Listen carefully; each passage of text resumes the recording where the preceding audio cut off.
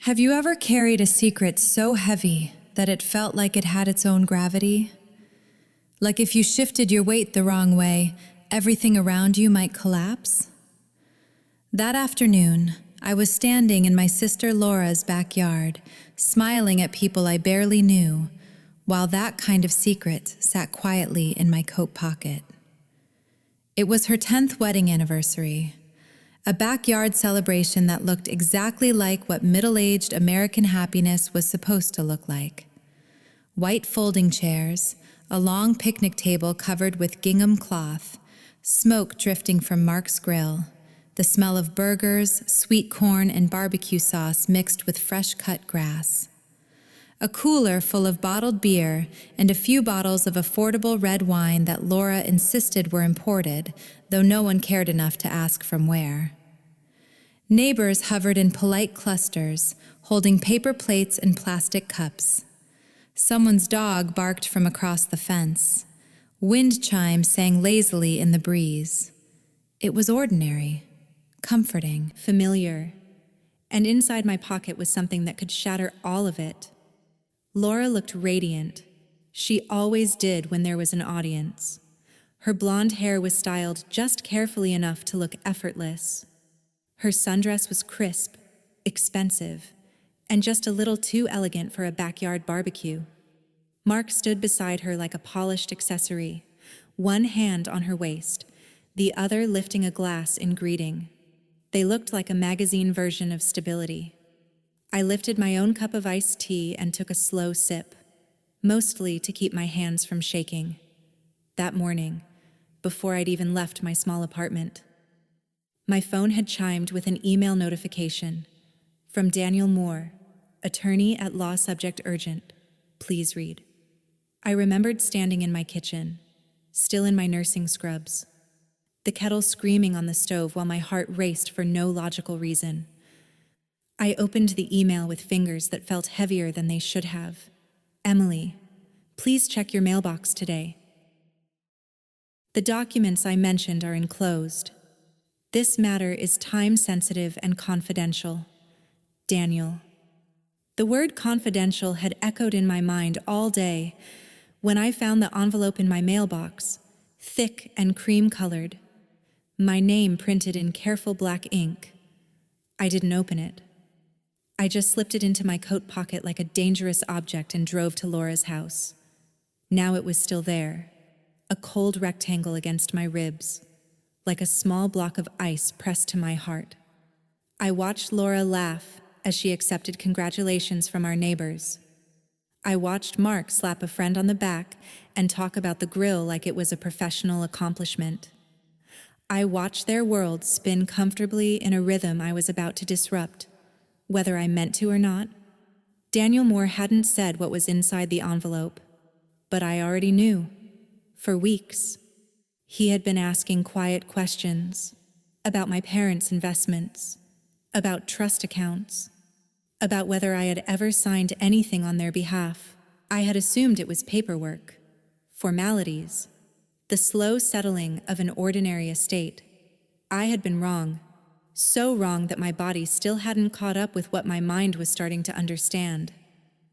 I slipped away from the crowd and sat on the edge of the wooden steps that led down from Laura's back porch. The boards were warm from the sun. My knees ached in that familiar way they always did after a long hospital shift. That part of my life still felt real, reliable, measurable. This did not. I pressed my palm over my pocket, over the envelope, over the future I didn't know how to hold. What happens if I tell her? The question rose in my chest like a whisper that wouldn't leave. What breaks her marriage? Our fragile peace? The image she had built of herself? And if I stay silent? Am I protecting her or betraying her?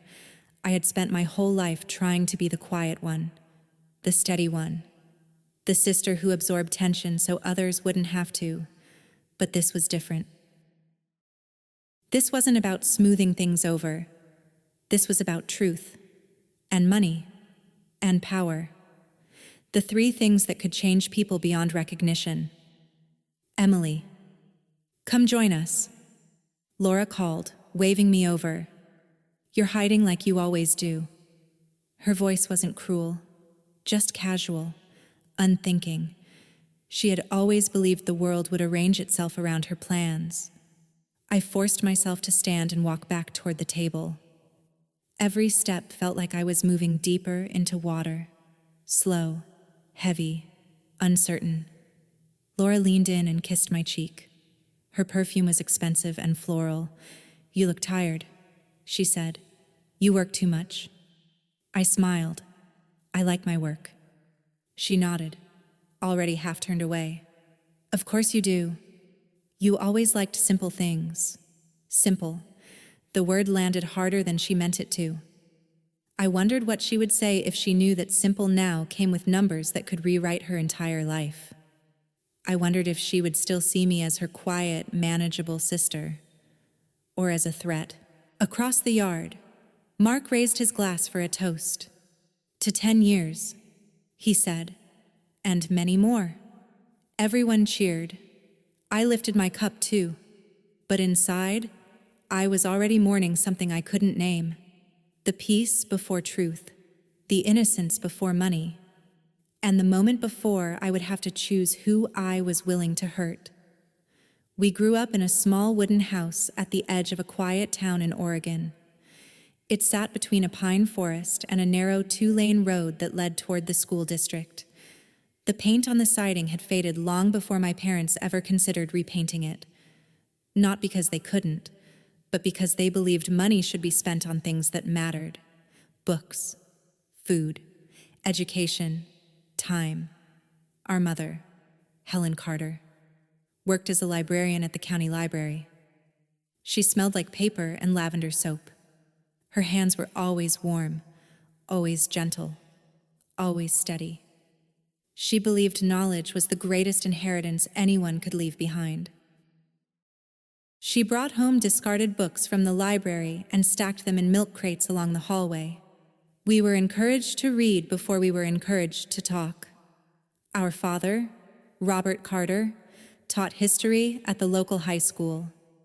He rode an old blue pickup truck with a dent in the door and a heater that worked only when it wanted to. His shirts were always ironed, his shoes always polished. He believed dignity had nothing to do with wealth and everything to do with how you carried yourself when no one was watching. Our home was never loud. It was calm, predictable, safe. But even in that safety, Laura and I were different from the beginning. Laura was 3 years older than me, and she carried herself like the world owed her something. Not in a cruel way when she was young, more in an impatient way. Like she could sense that life had more to offer and resented that it wasn't arriving fast enough. When we were little, she hated hand-me-downs. I didn't mind them. She would wrinkle her nose at my old sweaters and say, "Why do we always have to reuse things?" I would shrug and say, "Because they still work." To her, that answer was unacceptable. To me, it was simply practical. At school, Laura was brilliant. Not academically at first, but socially. She knew how to read rooms before she knew how to read books. She understood attention, how to draw it, how to hold it, how to use it.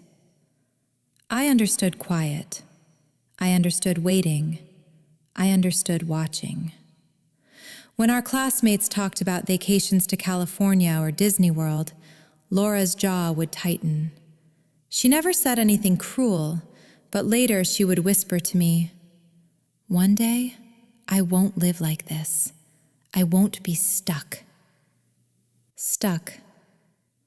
That word always confused me. I had never felt stuck. Our house felt full, full of conversations at the dinner table, full of warmth, full of patience. But Laura saw smallness where I saw stability. As teenagers, the differences became sharper. She wanted brand-name clothes. I wanted secondhand jeans that fit comfortably. She wanted attention. I wanted peace.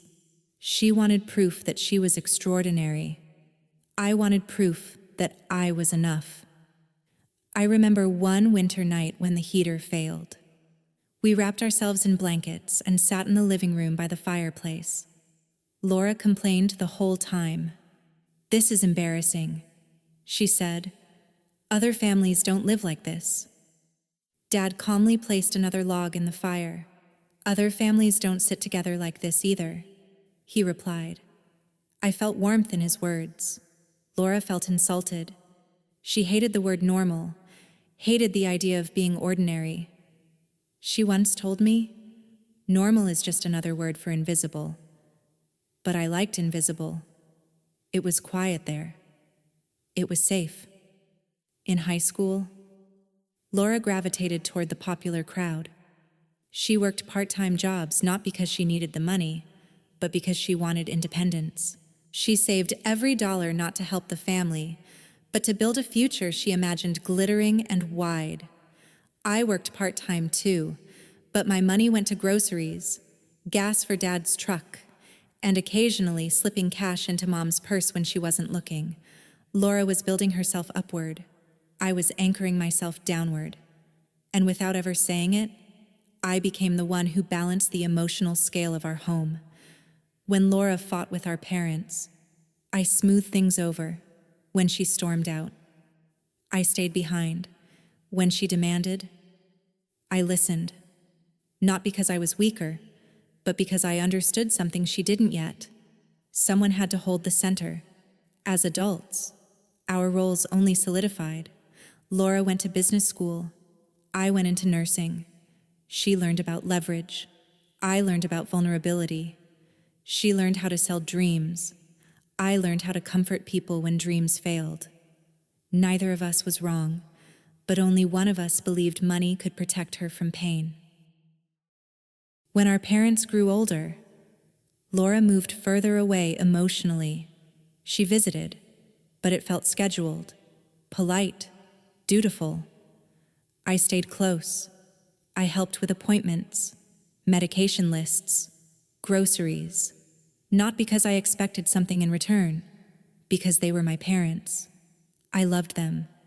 Laura loved what they represented: stability, a foundation, a stepping stone. I loved who they were. That difference would shape everything that came after.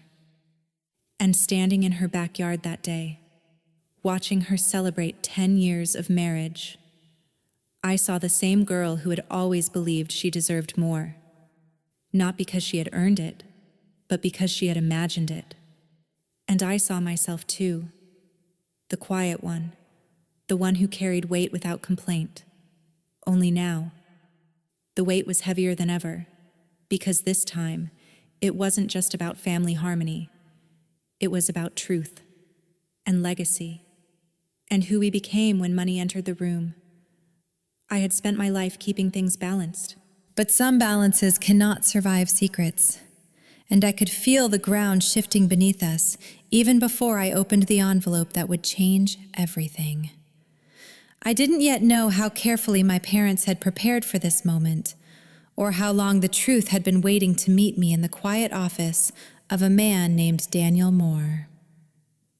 Daniel Moore's office was nothing like I had imagined a lawyer's office to be. There were no towering shelves of intimidating books or dark, heavy furniture that made you feel small the moment you walked in. Instead, the space was modest and warm. Light filtered in through wide windows. A small plant sat on the corner of his desk, slightly crooked, as if it had been moved and forgotten. It felt human, which somehow made what he was about to say even heavier. He stood when I entered, tall and calm, with the kind of posture that came from decades of measured decisions. "Emily Carter," he said, offering his hand. "Thank you for coming so quickly." I nodded, my throat already tight. "You said it was urgent." "It is," he replied. "Please, sit." I did, my hands folded automatically in my lap, just like they always did when I was nervous. a habit I'd carried from childhood, from school offices, hospital meetings, conversations that changed lives. Daniel opened a folder and took a slow breath. "Before I begin, I need to ask you something important," he said. "Have you discussed your parents' estate with anyone yet?" I hesitated. "Only in general terms. Laura assumes it will be ordinary. Savings, the house, maybe some retirement accounts." He nodded once, as if confirming something he already knew. "That's good, because what I'm about to tell you cannot leave this room. Not yet." The words settled into my chest like a warning. He slid a document toward me. It was thick, too thick to be ordinary.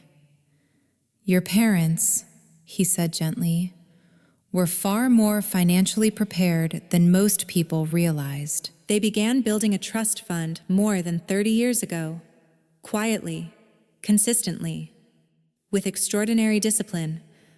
I stared at the papers but couldn't make sense of them yet. "How much?" I asked. Daniel didn't answer immediately. Instead, he folded his hands and met my eyes. $14.8 million. The number didn't land the way I expected. There was no excitement, no rush of disbelief, only silence. 14.8 million. It felt like he had spoken a foreign language, one I knew existed but had never expected to hear directed at me. That can't be right," I said softly. "They were teachers, librarians. They lived simply." "Yes," Daniel said. "They lived intentionally." He explained how my parents had invested in long-term funds, in land that had appreciated slowly, in small business ventures they believed in, how they reinvested instead of spending, how they built something quietly because they believed wealth should never be louder than character. "They prepared for this long before either of you understood what money meant," he said. I leaned back in my chair, dizzy. "Laura doesn't know?" "No," he replied, "and there is a reason for that." He opened another folder. "Your parents left specific instructions. Very specific." My heart tightened. "Instructions about what?" "About silence," he said. I frowned. "Silence. You are not permitted to tell your sister about this inheritance yet, or anyone else. Not until a condition they established has been fulfilled." My pulse hammered in my ears. "What condition?" He hesitated, choosing his words carefully. "You must keep this information confidential for a fixed period. During that time, your actions will determine whether the trust remains in your possession." I swallowed. "What happens if I tell her the trust is immediately dissolved?" He said quietly. "Every dollar is transferred into a community foundation your parents helped establish." I felt cold. "So, I lose everything?" "Yes." "And Laura?" I asked. "What does she get?" Daniel studied me. "She has already received her portion, in a different form, one your parents believed suited her better." That answer frightened me more than if he had given a number. I stared at the documents again, but the words blurred. "Why me?" I whispered. "Why would they put me in this position?" He closed the folder. "Because they trusted you." The word struck deeper than any amount of money ever could. They believed you understood restraint, patience, loyalty. They believed you understood what money reveals about a person. I shook my head slowly. They were my parents. They shouldn't have to test me. Daniel's expression softened. "They weren't testing your goodness, Emily. They were protecting their legacy and their daughters." I sat there, trying to breathe. $14.8 million and a choice. Tell the truth and lose everything. Stay silent and become something I had never wanted to be.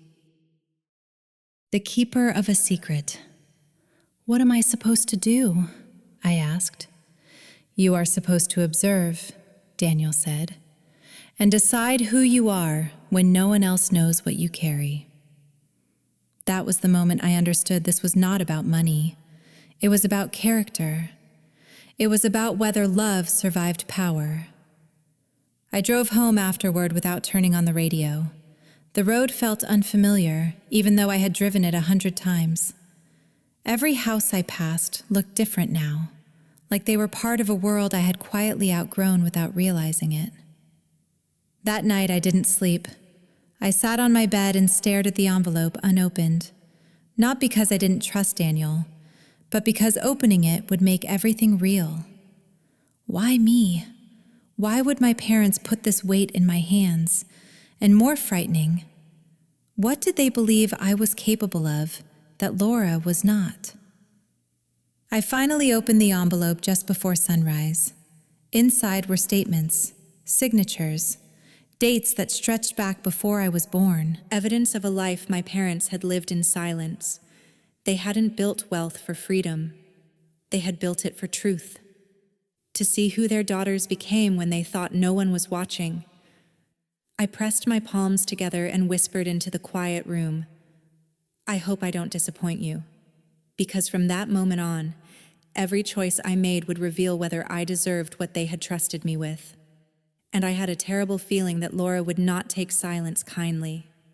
I didn't yet realize how quickly Laura's tone would change, or how money she didn't even know existed would begin to reshape the way she looked at me.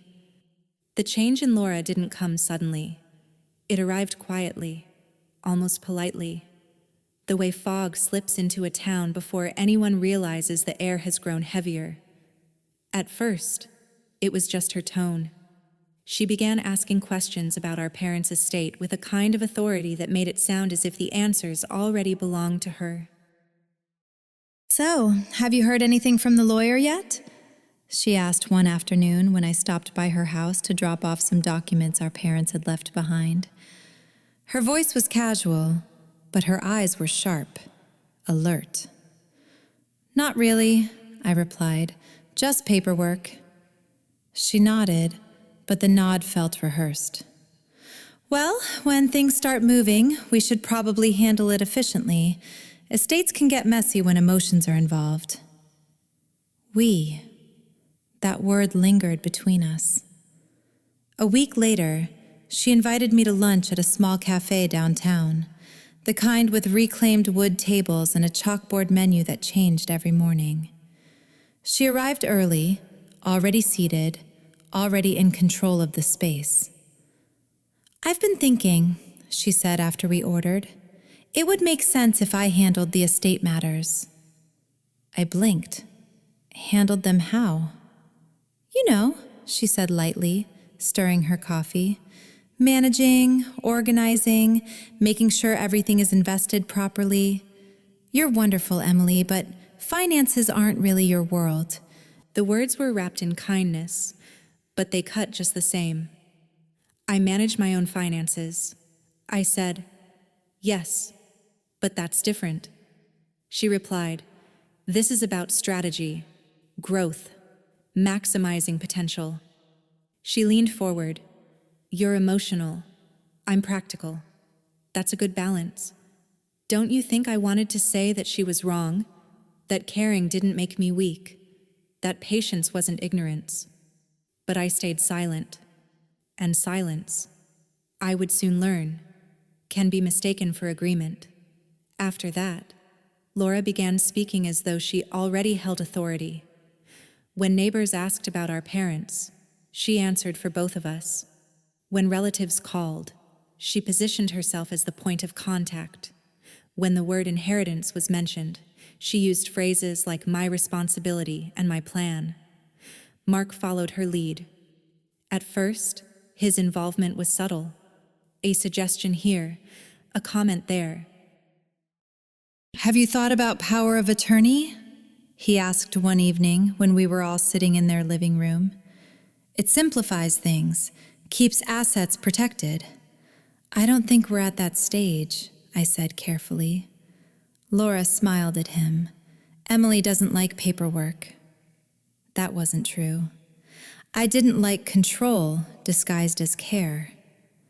Soon, Mark started taking notes, actual notes, on a small leather pad he carried everywhere. Just to keep track, he said, but his eyes were calculating, measuring, anticipating. They began speaking about my life as though it were inefficient. "You still drive that old car?" Laura asked one day. "It runs fine," I said. "But imagine what you could have," she insisted. Her voice carried pity, not concern. I could feel something shifting inside her. Not greed exactly, more like entitlement finally finding its voice. One afternoon, Mark handed me a folder.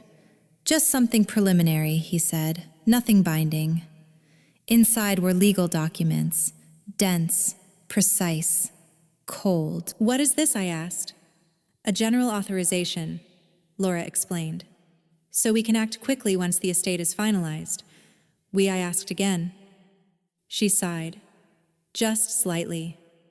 "Emily, you don't understand how complicated financial structures can be. Trusts, taxes, long-term investments. Mark and I deal with this world every day." I wanted to tell her that complexity didn't equal superiority, that money didn't make wisdom automatic. But instead, I folded the papers and handed them back. "I'd like to read them carefully first." Her smile stiffened. "Of course you would." From that moment on, something in her hardened. She no longer spoke to me as a sister. She spoke to me as an obstacle. Conversations became transactional. "How soon can you sign? What's taking so long? Do you even realize what's at stake?" Mark's tone grew sharper, less polite, more commanding. "This isn't personal, Emily," he said one evening. "It's business. But family isn't supposed to feel like business." One night, I overheard them talking in the kitchen while I was in the guest room. "She's slow," Mark said. "She's cautious." Laura replied. "She's going to get in the way." He continued. "She always does." I pressed my hand against the wall to steady myself. I wasn't slow. I wasn't weak. I was careful. There is a difference. But they didn't see it that way. They saw hesitation as incompetence. They saw silence as submission, and they began treating me accordingly. Mark suggested moving my mail to their address for efficiency. Laura suggested I let them handle my insurance and retirement accounts. They spoke as though my independence were an inconvenience, and I let it happen. Not because I agreed, but because I was carrying something they could not yet know. 14.8 million reasons to stay quiet. Every time Laura dismissed me, my chest tightened. Every time Mark spoke for me, my hands curled into fists I kept hidden in my pockets. I was protecting something bigger than my pride, but sometimes it felt like I was betraying myself. They mistook my restraint for obedience, my kindness for weakness, and worst of all, Laura began to believe she had always been right about me. "You've always been content with less," she said once, almost fondly. "I've always been destined for more." I didn't answer, because the truth was, I had never wanted more. I had wanted enough. Enough love. Enough peace. Enough integrity to sleep at night without wondering who I had stepped on. But Laura wanted proof. Proof she was superior. Proof she was chosen. Proof the world owed her. And she was about to learn what it means to confuse entitlement with inheritance. That night, for the first time since meeting Daniel Moore, I went home and opened my journal, knowing the silence I carried was starting to carve something painful inside me. That night, after leaving Laura's house, I didn't turn on the lights right away when I got home. I set my keys on the small wooden table by the door and stood there in the quiet, listening to the hum of the refrigerator and the distant sound of traffic on the highway. It was the kind of silence that usually comforted me. That night, it felt heavy.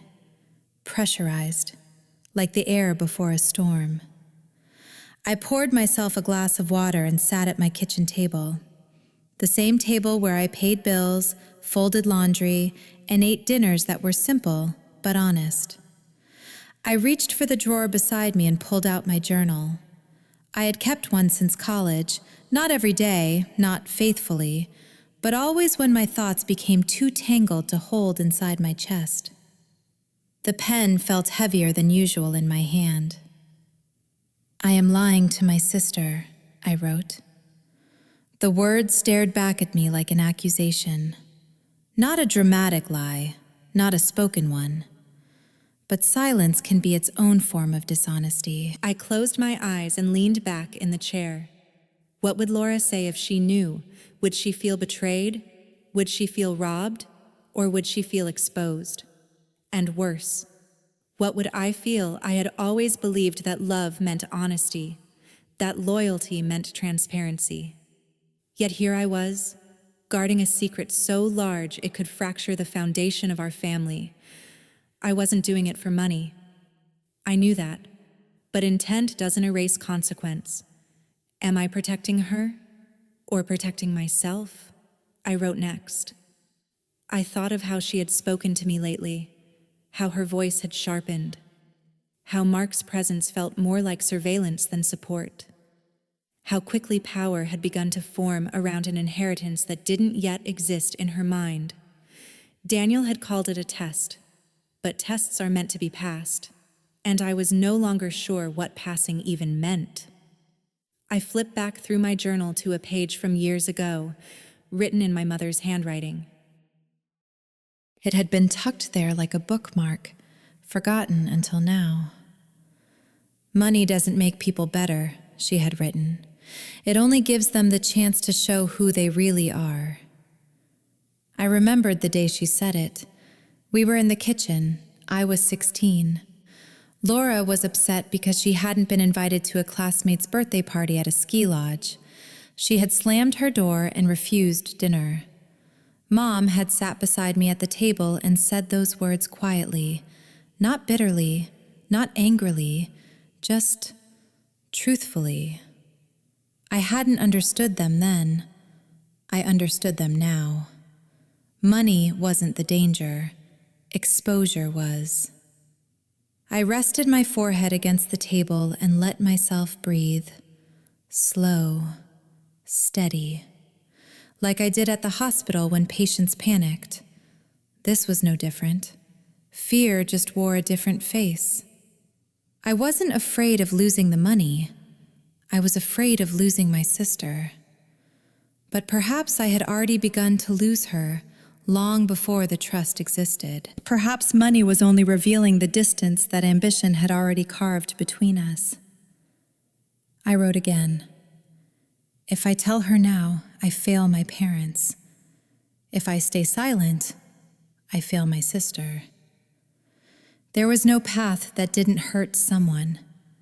That realization brought tears to my eyes, quiet ones that slid down without resistance. I wiped them away, not with shame, but with acceptance. Grief doesn't always announce itself loudly. Sometimes it just arrives in the form of impossible choices. I remembered how my mother used to say that strength was not about being unbreakable. It was about choosing what was worth carrying. I looked at my hands, the same hands that had held dying patients, that had calmed frightened families, that had signed consent forms and comforted strangers. They were not weak hands. They could carry this too. But carrying something does not mean enjoying it. I closed the journal and rested my palm on its cover. I whispered, not to God, not to my parents, but to myself. Please don't let this turn me into someone I don't recognize, because that was my deepest fear, not greed, not poverty, but losing the quiet, grounded version of myself that had always known where my worth came from. I lay in bed later that night, staring at the ceiling, listening to the slow rhythm of my own breathing. The envelope from Daniel Moore sat on my desk, unopened since that morning. Not because I was afraid of what it contained, but because I was afraid of who I would become once I fully accepted it. Money changes people, not because it is powerful, but because it removes excuses. It strips away the stories we tell ourselves about why we behave the way we do. And I was beginning to understand that my parents hadn't built wealth to make us comfortable.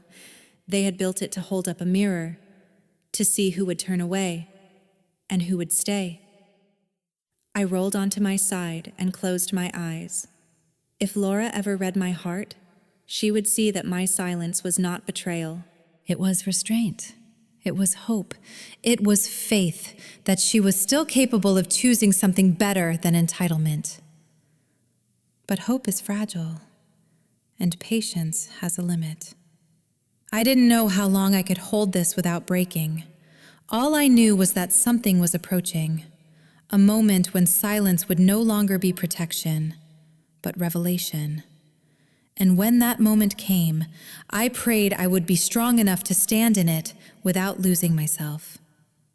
I didn't know how soon that moment would arrive, only that when it did, it would not come quietly. It would come like truth always does, undeniable and irreversible. The meeting was scheduled for a Tuesday afternoon at Daniel Moore's office. Laura insisted on that time because, in her words, midday meetings feel more professional. It sets the tone. Mark agreed, of course. He always agreed with her when it came to appearances. They arrived 15 minutes early. I arrived exactly on time. Laura wore a tailored navy blazer, the kind that made her look like she was walking into a boardroom instead of a lawyer's office to discuss her parents' estate. Mark carried his leather folder, the same one he had used when he tried to get me to sign the authorization papers. He placed it carefully on his lap, like a weapon waiting to be drawn. Daniel greeted us politely and gestured toward the conference room. It was small, but neat, with a long table, a mounted screen on the wall, and a pitcher of water with 3 glasses already placed. Only 3. That detail didn't strike me as strange at first. It would later. Laura sat closest to the head of the table. I took the chair beside her, slightly back. Mark positioned himself across from me, his posture alert, almost eager. "This is it," Laura said quietly, smoothing her sleeves. "Finally, we get clarity. Clarity."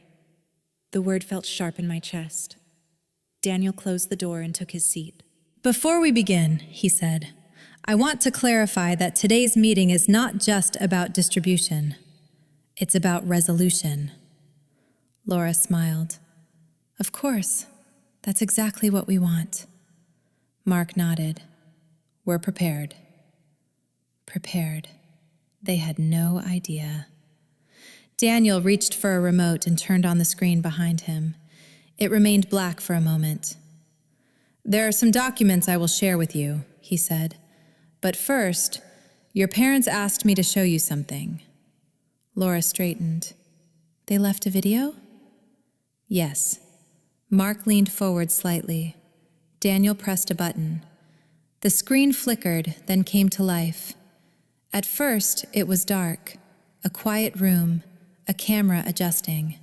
Then, 2 familiar faces appeared. My breath left my lungs before I could stop it. My mother, my father. Older, yes, but alive, clear, watching us. Laura gasped so sharply that her chair scraped against the floor. "What is this?" she whispered. Mark stood up halfway, as if unsure whether to sit or flee. The image sharpened. My mother, Helen Carter, looked calm. She wore the same simple cardigan she always had, her hair neatly pulled back. My father, Robert Carter, sat beside her, his hands folded, his expression firm but gentle. "Hello, girls," my mother said. Her voice was steady, familiar, real. Laura pressed a hand to her mouth. This isn't funny. It isn't meant to be, my father replied. The room felt smaller, heavier, as if air itself were holding its breath. We are not dead, my mother continued. We chose to step away from our former lives to observe what would happen when you believed we were gone. Laura shook her head. You can't do that. That's cruel. It's honest, my father said, and honesty was what we needed. Mark finally spoke. You staged your own disappearance? We created a separation, my mother corrected. A legal one, a financial one, not a moral one. Laura turned to Daniel. This is illegal. Daniel shook his head. No, it is not. Your parents followed every legal requirement necessary for what they established. Laura's voice rose. You lied to us. My mother's eyes softened. We gave you the space to be yourselves without our influence. That is not a lie. It is an experiment in truth. My heart pounded, but I remained silent. This was not my moment. It was theirs. My father continued. Over the past months, we observed your choices, your words, your priorities. We watched how you spoke of money, how you spoke of each other. Laura crossed her arms. You spied on us. We watched from a distance, my mother said, with care. Then Daniel spoke. There is more. He pressed another button. A series of financial charts appeared on the screen. These are transactions tied to accounts that your parents established in Laura's name years ago. Laura's eyes widened. What are you talking about? Your parents provided you with an advance on your inheritance, Daniel said, in the form of capital investments that you believed were personal successes. Mark stiffened. The charts expanded. Property acquisitions, startup investments, failed ventures disguised as wins. Each financial opportunity you thought you discovered, Daniel continued, was actually funded through your parents' trust. Laura's face drained of color. You're saying my deals were part of your inheritance, my father said gently, and they have already been spent. Silence exploded in the room. Mark looked at Laura. You said those were your achievements. Laura stared at the screen, unmoving. They were. I thought. You thought you were building wealth, my mother said. In truth, you were using it. Mark's jaw tightened. How much? He asked. Daniel adjusted his glasses. $4.3 million. Mark swore under his breath. And the remaining funds? Laura asked, her voice hollow. Daniel turned toward me. Are under Emily Carter's sole authority. Laura snapped her head in my direction. What Mark stared at me. You knew my chest tightened, but I met their eyes. Yes. Laura stood.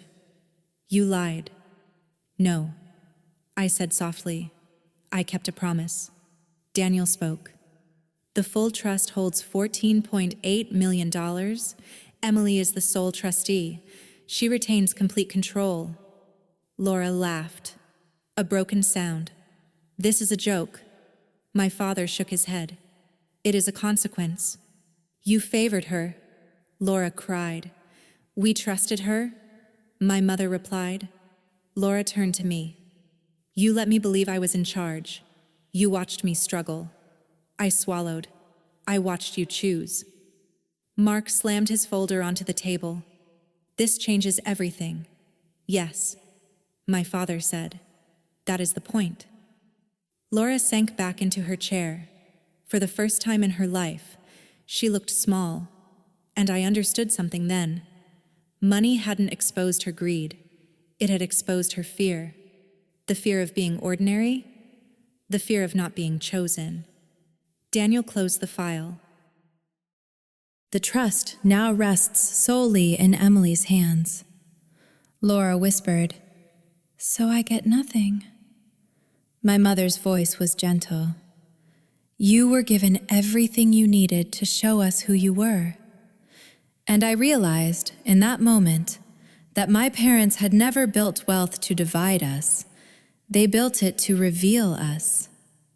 As the truth settled into the room like dust after a collapse, I could already see that Mark's loyalty was shifting, and Laura was about to face a loneliness she had never prepared for. The silence after the meeting was heavier than any argument could have been. It followed us out of Daniel Moore's office and into the parking lot like a shadow that refused to lift. Laura walked ahead, her posture stiff, her heels striking the pavement too hard, as if she were trying to break something with every step. Mark followed behind her, slower now, his confidence drained, his eyes distant. Neither of them spoke to me, not in the car, not when they reached their house. Not when Laura dropped her purse on the counter and sank into a chair like her bones had suddenly turned to dust. Mark stood near the doorway, hands in his pockets, scanning the room as though he were already imagining a different future, one that did not include her. "So," he said finally, "that's it." Laura looked up. "That's what you heard. All that planning," he muttered. "All those assumptions." She closed her eyes. "I didn't lie to you. I believed it." Mark laughed. But there was no humor in it. "You believed what benefited you." Her head snapped up. "And you didn't." The words hung between them like shattered glass. He turned away first. That was when I knew their marriage had already begun to dissolve. Not because of money, but because without money, there was nothing holding them together. Over the next few days, Mark changed. Subtly at first, then unmistakably. He stopped including Laura in his conversations. He stopped asking her opinions. He stopped pretending. He spent more time on his phone, speaking in low voices, pacing the yard at night. The man who once spoke about our future now spoke only in singular terms. Laura noticed. Of course she did. But instead of confronting him, she withdrew. For the first time in her life, she had nothing to manage, no advantage to protect, no power to assert. And without those things, she didn't know who she was. One evening, I came by to check on her. She sat on the couch in sweatpants and an old sweatshirt, the house unusually quiet. No music, no plans, no urgency. "You were right," she said suddenly, without looking at me. "About what?" "About silence," she replied. "It's not weakness, it's a mirror." I said nothing. She wrapped her arms around herself. "I thought having control meant being safe, but I don't feel safe at all." Mark entered the room then, his jacket already on. "I'm going out," he said. Laura didn't ask where. She didn't ask when he'd be back. That alone told me everything. The next week, Mark moved into a short-term rental to get space. He used those exact words. Space. Not healing, not understanding, not repair.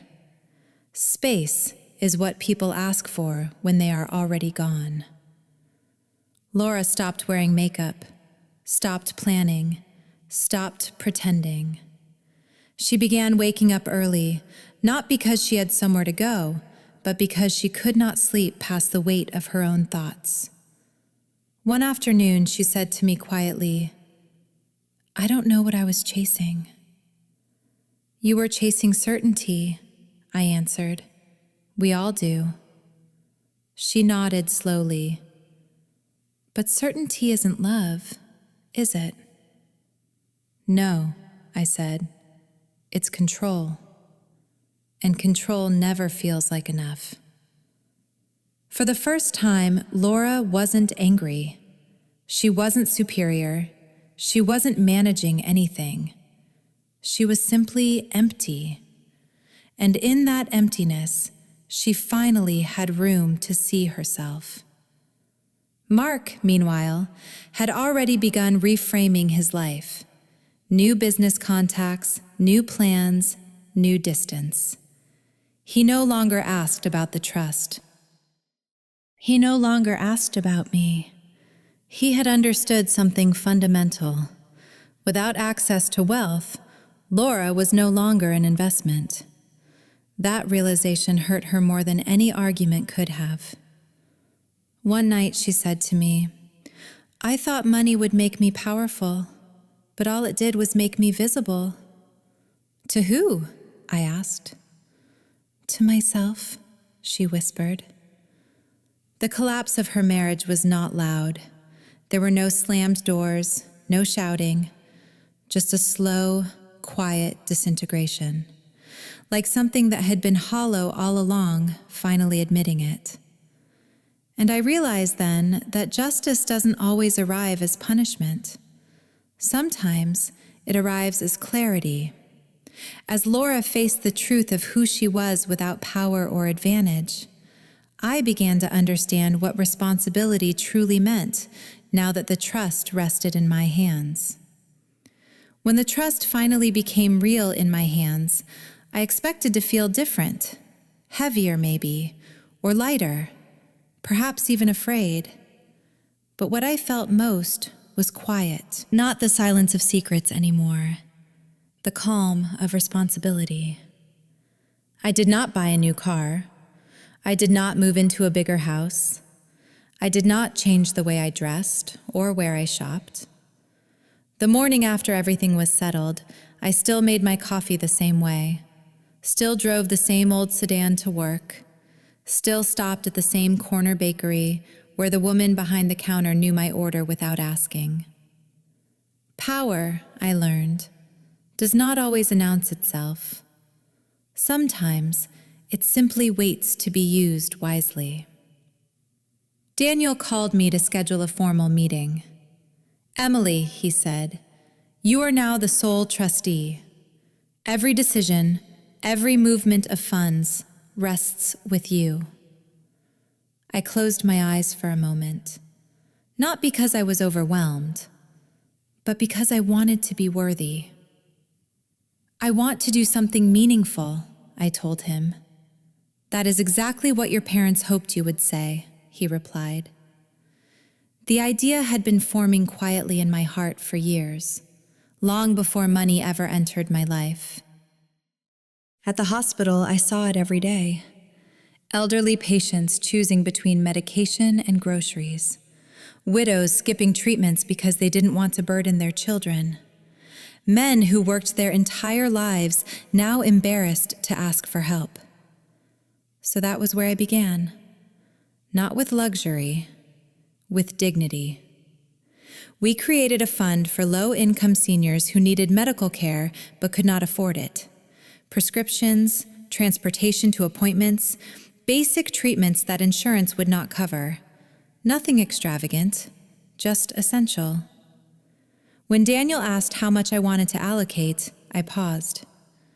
"Enough to matter," I said, "but not so much that I forget why I'm doing it." We started with $2 million, carefully managed, sustainably invested, protected for longevity, not spectacle. I named it the Helen and Robert Carter Medical Fund, not to honor wealth, but to honor character. My parents cried when I told them, not because of the amount, but because they recognized themselves in the choice. Laura did not comment at first. She watched. She saw that I did not transform into someone powerful. I remained simply myself. One day she said quietly, "You don't even look rich." I smiled. "That's because money isn't who I am. It's what I'm responsible for." She nodded slowly, as if understanding for the first time that power could exist without performance.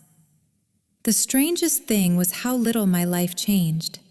I still worked, still volunteered, still listened more than I spoke. But inside, something had shifted. I no longer felt invisible, not because I was wealthy, but because I was trusted. True power, I discovered, isn't about control. It's about stewardship.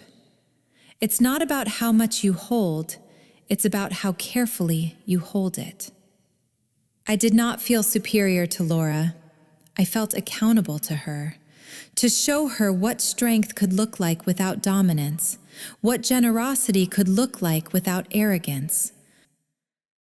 And slowly, she began to see it. With time, and with a quiet example of responsibility replacing ambition, the space between Laura and me began to soften into something that resembled healing. 1 year later, the world looked quieter, not smaller, not less meaningful, just calmer, like a lake after a storm has finally passed. Laura no longer lived in the large house she once called temporary. She had moved into a modest 2-bedroom apartment near downtown, close to public transportation and within walking distance of a small community center. The kind of place she would have dismissed before as inconvenient. Now, she called it practical. She worked there too. 3 days a week, she helped manage food distribution for seniors. On weekends, she volunteered at a local shelter that provided transitional housing for women who had lost everything and were starting over. The work was physical, carrying boxes, sorting donations, standing for hours. Her hands, once manicured with precision, were often rough now, slightly scratched, sometimes tired. And yet, I had never seen her stand taller. When I first visited her at the center, she looked surprised to see me. Not defensive, just unsure. "I wasn't sure you'd want to come," she said. "I wasn't sure you'd invite me," I replied. We both smiled. It was small, but it was real. She showed me around with quiet pride, not performance, not superiority, just honesty. "These people," she said softly, "they don't care who you were. They only care who you are today." I nodded. They're wise.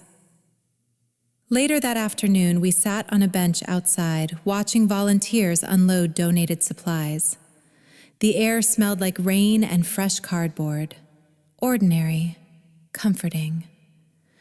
"I used to think dignity came from having more," Laura said. "Now I think it comes from needing less." I looked at her. "That's growth." She swallowed. "I lost everything I thought made me valuable, and somehow, I found myself." We didn't talk about Mark. We didn't need to.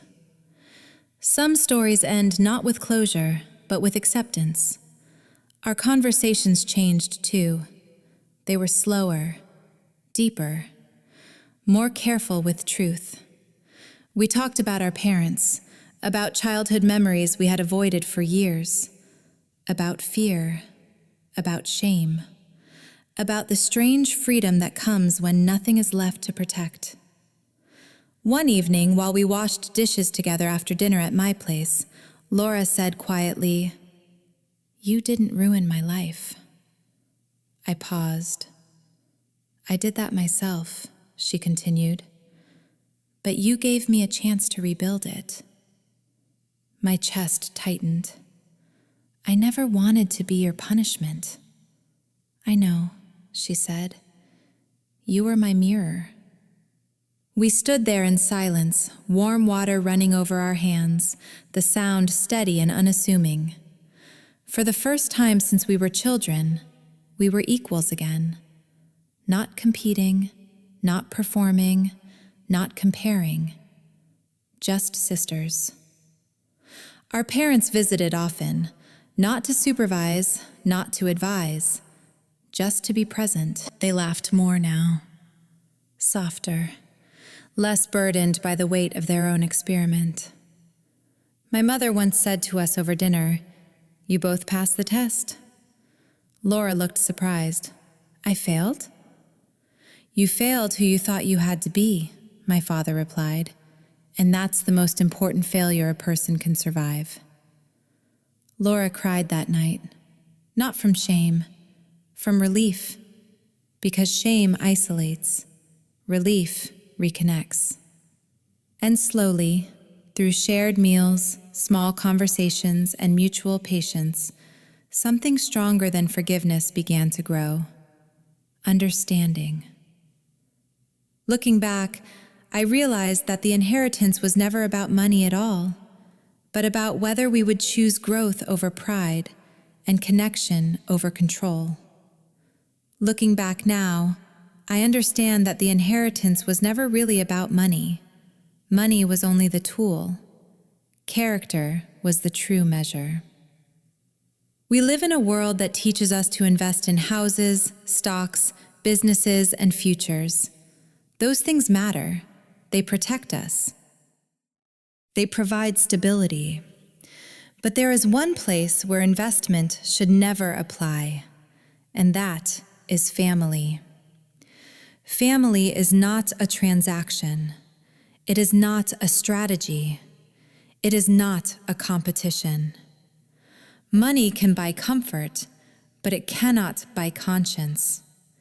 It can build walls, but it cannot build trust. It can create opportunity, but it cannot create integrity. I learned that silence, when guided by responsibility, can protect what words would destroy. And Laura learned that losing everything she thought defined her was the only way to discover who she truly was. We did not inherit wealth. We inherited clarity. We inherited humility. We inherited each other again. And that, in the end, was worth more than any number written in a trust.